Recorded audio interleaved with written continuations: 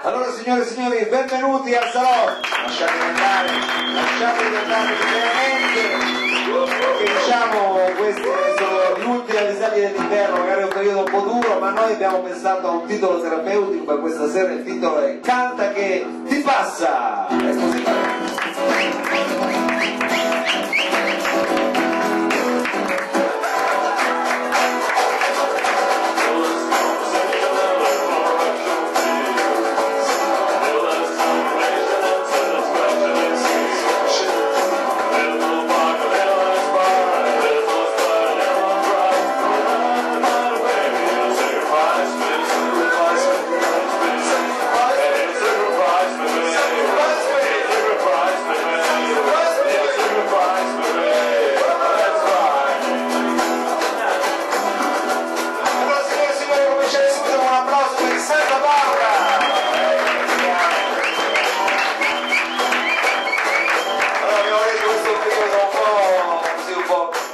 grigio, un po' un periodo scuro, un po' un periodo difficile, ma è un periodo che sta per passare, sai che è un periodo transitorio. Noi abbiamo scelto questo titolo proprio per segnare questo passaggio, Canta che ti passa, e quindi non abbiamo scelto degli ospiti a caso questa sera, ma uno di noi, il nostro Guido Catalano!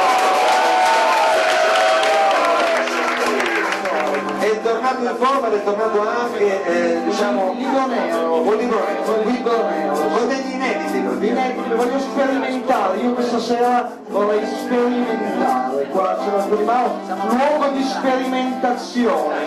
Se non sperimenti, guarda, qua si sperimenta, ma io si intitola Una notte in via Milano. Signore e signori, Una notte in via Milano, Guido Catalano.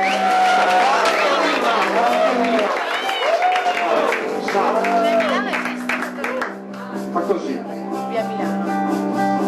Una notte in via Milano sono caduto dalla bici, mi sono rotto la testa. Siccome avevo bevuto molto liquore, non sentii il dolore e non mi accorsi del flusso di sangue che usciva dal mio cranio.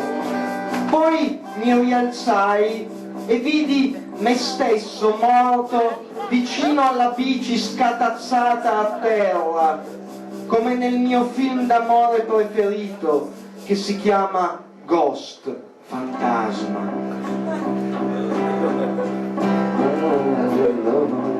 Dove uno muore ammazzato e poi si rialza e vede il suo cadavere, ma lui non si rende conto subito, infatti si rialza, ma poi vede il suo cadavere e dice porca puttana, sono morto.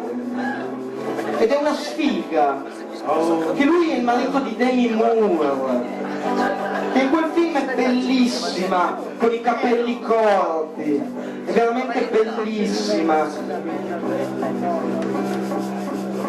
Più che bellissima, è molto carina, ma di un carino che ti viene da innamorarti.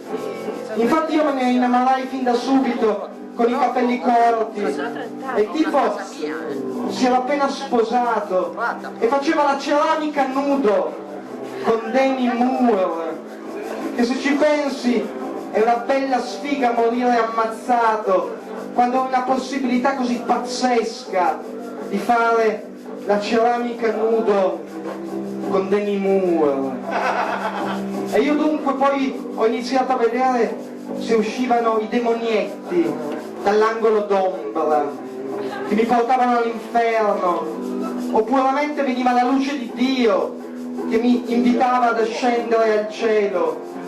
E io speravo la seconda opzione, che quei demonietti nel film Ghost, Fantasma, fanno orrore.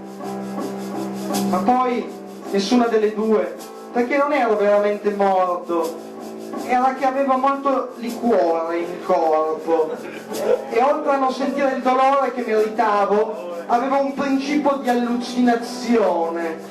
Infatti rimontai in bici, di nuovo caddi sbattendo l'osso sacro, poi raggiunsi la mia casa e svenni nel letto, poi mi risvegliai e trovai tutto il cuscino pregno di sangue di testa ebbi molta paura e sconforto, anche perché ero solo in casa e non c'era Demi Moore accanto a me per dire a baciarmi e a curare le mie ferite. Oggi ho un buco nella testa, se voglio posso infilarci il dito e se mi prude mi gratto il cervello. Grazie, tanta barba!